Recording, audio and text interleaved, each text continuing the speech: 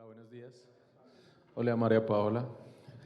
Estamos menos acompañados de lo que esperábamos, pero bueno, ahí vamos. Y tenemos un estelar horario porque la gente viene recargada de energía. Algunos comieron palomitas, otros comimos sándwich, así que bueno. Yo quiero empezar contándoles que hace 6 años mis papás se pensionaron porque mi hermana ya se terminó de graduar y decidieron, como muchos, irse de Bogotá. Se fueron para un pueblo que queda a 45, 60 minutos del peaje de Mondoñedo. Se llama La Mesa. Es un clima templado como nos gusta a muchos. Y cuando se fueron, empezaron a ver cómo iba creciendo la vereda en la que hoy en día viven. Y una de las barreras que han encontrado es que allá no hay gas. Entonces utilizan cilindros. Mi mamá, que atravesó por toda la transición desde la leña, pasando por el cocinol. Ahí, para los que estemos más grandecitos, sabemos lo que era el cocinol, que era un combustible, la verdad, que se prendía muy fácil. Pasaron por ese cocinol, después pasaron por cilindros, y celebramos mucho cuando llegó el gas a todas nuestras casas. Hoy en día, ella tuvo que retornar al cilindro porque está en una vereda. Y lo que hace es que tiene 2 cilindros, uno que tiene ahí y el otro que tiene ahí parqueado. Para cuando ese se acabe, pues va mejorando la infraestructura. Hace como unos 6 meses, tal vez un poco más, me hizo la misma pregunta que me hizo el country manager de Diaco. Me dijo, oiga, ¿y si voy a tener gas acá en la casa? El country manager no me preguntó si iba a tener en la casa, sino me preguntó para la industria. Y eso es lo que queremos abordar en este conversatorio con María Paola, porque es un conversatorio en el que queremos explorar eso, y es los aprendizajes que hemos tenido, qué tenemos que hacer para que la infraestructura de transporte y distribución llegue a nosotros, sobre todo cumpliendo con esos objetivos que se han marcado en la ley desde el principio, con esos objetivos que hemos marcado nosotros y de los que nosotros todos estamos muy convencidos de avanzar, de disponibilidad, calidad, confiabilidad, y uno que aparece incluso en nuestra declaración, y es competitividad. Para nosotros es fundamental, y así poderle llevar gas a mi mamá y a mi papá, porque también él prende el fogón cuando hacemos los asados, pero cuando se necesita gas todos los días lo necesita, y poder llevar también para nuestras industrias, para nuestra industria, que además está en el centro del país. Así que, después de esta carreta, María Paola, quiero preguntarte, dentro de ese marco regulatorio que hemos tenido durante estos últimos 30 años, ¿qué experiencias nos quedan en esa formación de tarifa, en esa tarifa que tiene que remunerar adecuadamente la inversión de quienes las hacen, pero que también tiene que ser alineada con esos objetivos de, como lo mencionábamos, disponibilidad, calidad, confiabilidad y competitividad? Bueno, Freddy, muchas gracias. Muchas gracias, Sandra, por la invitación y por permitir a Promigas estar aquí y compartir con todas las personas que están aquí, que tienen bastante experiencia en el sector.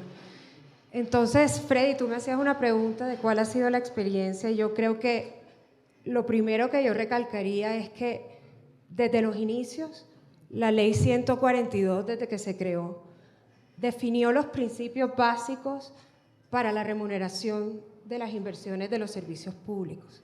Esa señal de estabilidad jurídica le permitió a los agentes hacer la infraestructura que tenemos hoy y que dispone el sector de gas natural, y que hoy, si bien tu mamá o tu papá de alguna manera tienen que convivir con la itinerancia del gas natural, hoy Colombia tiene, y nos tenemos que sentir orgullosos, que en el país contamos con coberturas altísimas a nivel de gas natural, y en comparación con otros países que de pronto tienen cobertura menores a las nuestras, y que definitivamente Colombia es un referente en América Latina a nivel de cobertura de gas natural. Y esa señal que permitió tener la Ley 142 habilitó a todos estos inversionistas a hacer las inversiones que hoy tiene la demanda, y que nos han permitido llegar a los niveles que todavía nos falta, pero lo que tenemos hoy es definitivamente de lo que nosotros nos tenemos que sentir orgullosos. Sin embargo, tú me hacías la pregunta, ¿qué se requiere para que la inversión exista? Para que sigamos haciendo infraestructura a favor del sector y que todo lo que se hablaba en los anteriores paneles de necesitamos gas, necesitamos que los proyectos entren, definitivamente algo que yo quiero resaltar de esa ley 142 es que esa ley definió la vigencia de las fórmulas tarifarias, definió que cada 5 años los componentes de la fórmula tarifaria deberían recalcularse y eso no está pasando. Actualmente no tenemos como sector, no contamos con esa oportunidad que requiere el recálculo de tarifas que permite a los inversionistas tener señales para desarrollar la infraestructura, no solo que los inversionistas han realizado a riesgo y para ayudar a la demanda, sino todos estos proyectos que requiere el país a futuro para que todos los industriales y toda la demanda del país tenga gas. Entonces, si hablamos de la fórmula tarifaria de gas, me meto un poquito a transporte. Los cargos de transporte tienen 7 años desde que las tarifas están vencidas. La metodología de transporte fue expedida por la CREC en el 2021 y aún no tenemos tarifas. Las tarifas se vencieron desde el 2017. Si pasamos al cargo de comercialización, ese es aún peor.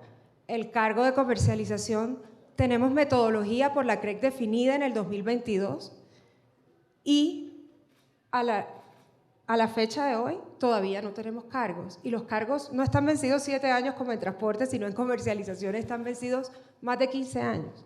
Llevamos con las mismas tarifas. Entonces, definitivamente tú me preguntabas, ¿qué podemos hacer? Y creo que el tema de la vigencia de las fórmulas tarifarias y el tema de hacer recálculos oportunos permite que esos inversionistas sigamos aportando, sigamos desarrollando la infraestructura que requiere el país y poder llegar a las veredas como la de tu papá y tu mamá para, de verdad, llegue el gas a las personas que lo necesitan. Entonces, definitivamente, esto es un tema fundamental, contar con una fórmula tarifaria integral que se actualice oportunamente y que se permita reflejar en ella los costos verdaderos del servicio de manera eficiente a los usuarios. Gracias. Y eso va dirigido en gran parte a esa necesidad de cobertura, porque, bueno, hemos dicho, hey, tenemos cobertura, pero también está el acceso y el acceso que también sea competitivo, y decimos competitivo en que nosotros podamos desde hacia todas las comunidades poder tener acceso y a nosotros como industriales dar las señales suficientes para que nos movamos en ese. Animémonos a hacer CREC tenemos 2 minutos. Digo 2 porque nos faltan otras preguntas, pero tenemos un par de minutos. Animémonos a hacer CREC. ¿Qué cambios regulatorios hacemos para que todo esto pueda ser realidad? Yo creo que en la mañana de hoy se ha hablado de temas muy importantes y creo que todo el mundo aquí lo tenemos claro. Estamos en un momento difícil, coyuntural de la industria, donde nos estamos enfrentando a una estrechez de oferta, donde Rodolfo hablaba, para el 25 no hay gas. Entonces, definitivamente la regulación debe enfocarse y toda la política pública debe enfocarse a poder habilitar que nuevas fuentes de suministro entren al sistema. Entonces, si uno ve las cifras de reservas, eso es preocupante. Tenemos 6.1 años de gas en el país y uno dice, ¿qué hacemos? Entonces, definitivamente, si vemos a largo plazo, yo creo que, y desde Promigas creemos que la demanda necesita certeza de que va a haber gas en el futuro. Si no, definitivamente se pasan a otros combustibles y eso no lo queremos. ¿Y eso qué impacto tiene para el mercado? Entonces, a largo plazo, pensemos como gobierno, ¿por qué no reactivamos la asignación de contratos de exploración y explotación a largo plazo? Pensemos así a futuro, pero ¿qué hacemos en el corto plazo cuando hablábamos de el 24, el 25, el 26, el 27? Definitivamente lo decía Daisy en la mañana, se requiere importar gas, necesitamos importar gas en el mercado. El ministerio en mayo expidió el decreto donde flexibiliza algunas reglas para que ese gas efectivamente se pueda habilitar y llegue y se inyecte al mercado. Pero hoy, Daisy decía que mañana iba a salir el decreto, pero ojalá, esas son las reglas que necesitamos para que ese gas importado pueda llegar. Porque hoy, por ejemplo, lo decía Rodolfo también, ese gas entra, pero ¿bajo qué marco de comercialización se va a vender?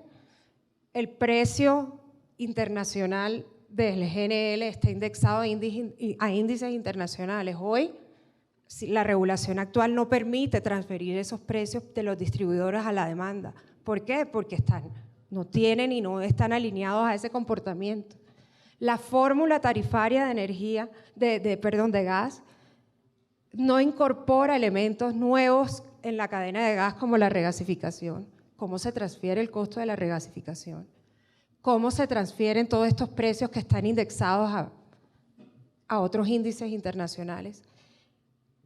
Se debe permitir, y así lo decía el decreto del ministerio, que se permita comercializar gas importado en cualquier momento, que la duración de los contratos sea flexible, que inicie y tenga fin si hay oportunidades de comprar gas internacional, que se hagan contratos flexibles y no tenga ese gas que cumplir las reglas de comercialización anual de que se tiene para el mercado mayorista.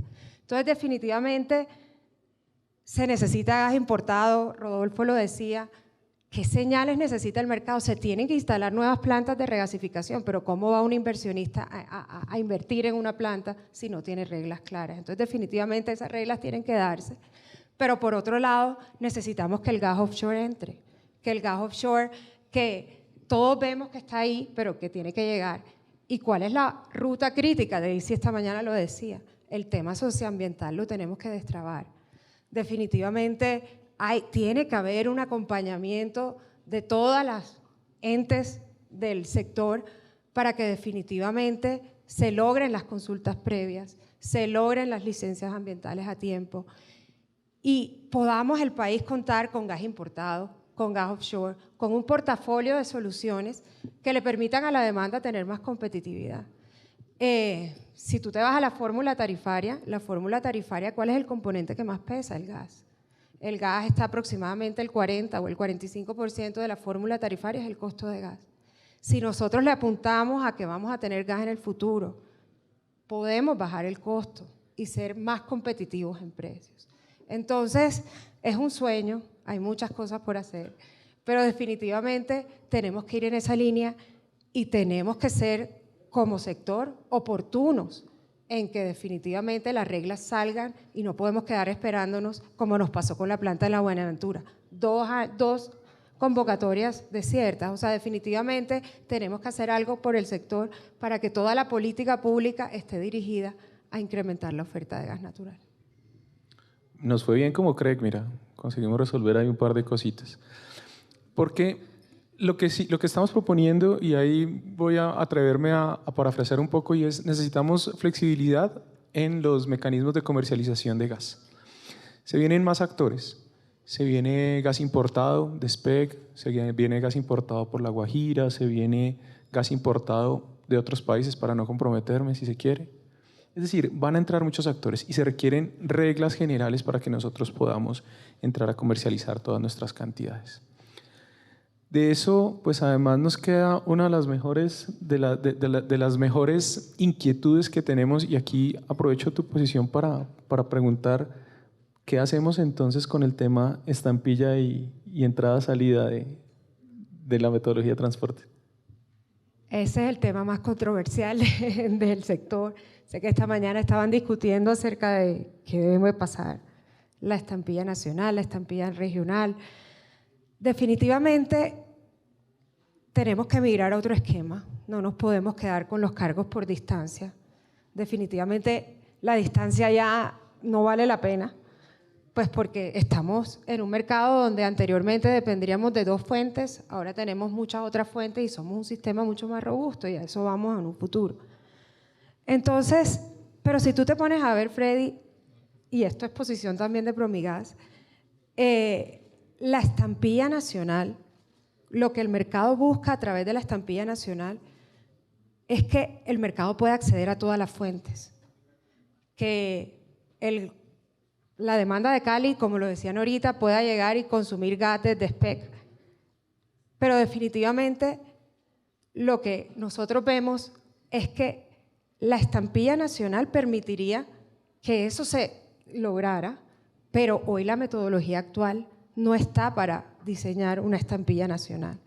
Hoy lo que permite la metodología es sea una agregación regional o una agregación nacional, que no es lo mismo que una estampilla nacional. En una estampilla nacional, ¿qué se busca? Para que el mercado tenga acceso a todas las fuentes.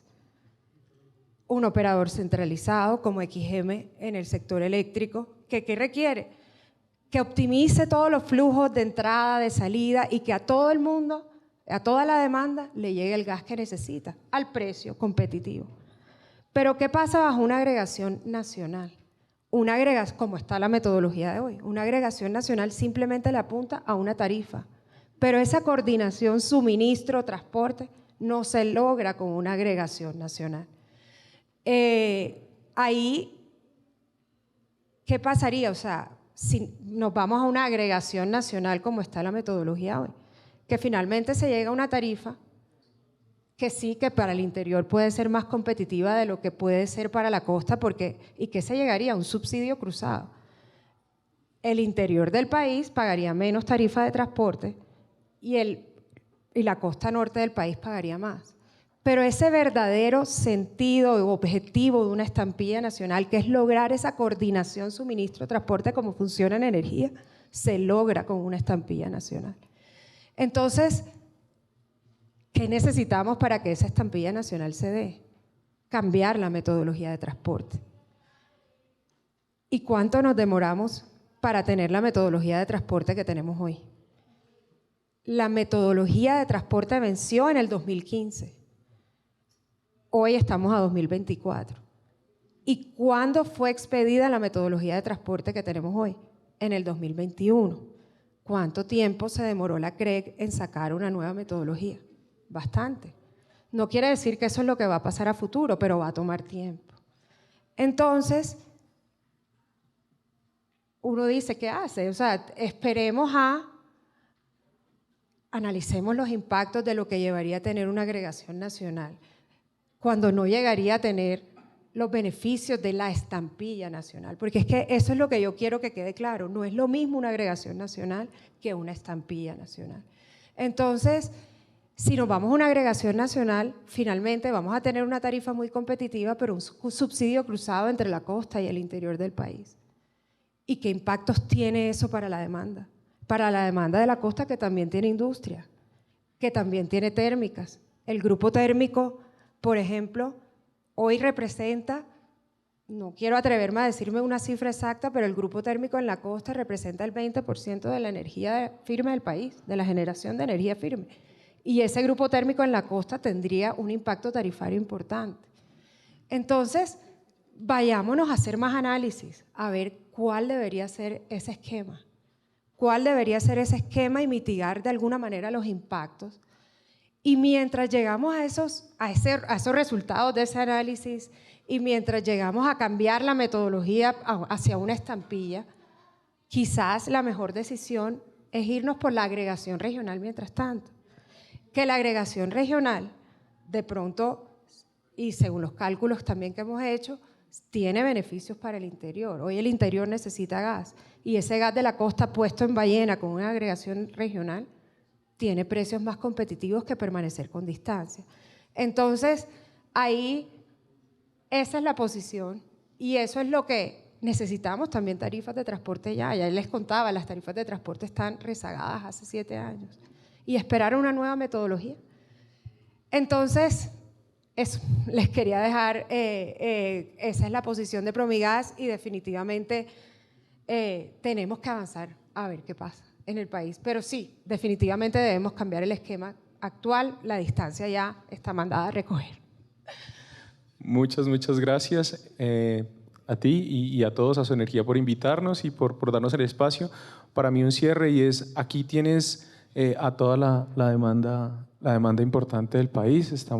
Representamos casi el 25% de todo el país y confiamos en el país. Queremos seguir invirtiendo, queremos seguir creciendo porque además somos generadores de empleo y creemos en la eficiencia y en lo que nosotros le podemos brindar al país. Así que muchas gracias y a ustedes también. Muchas gracias.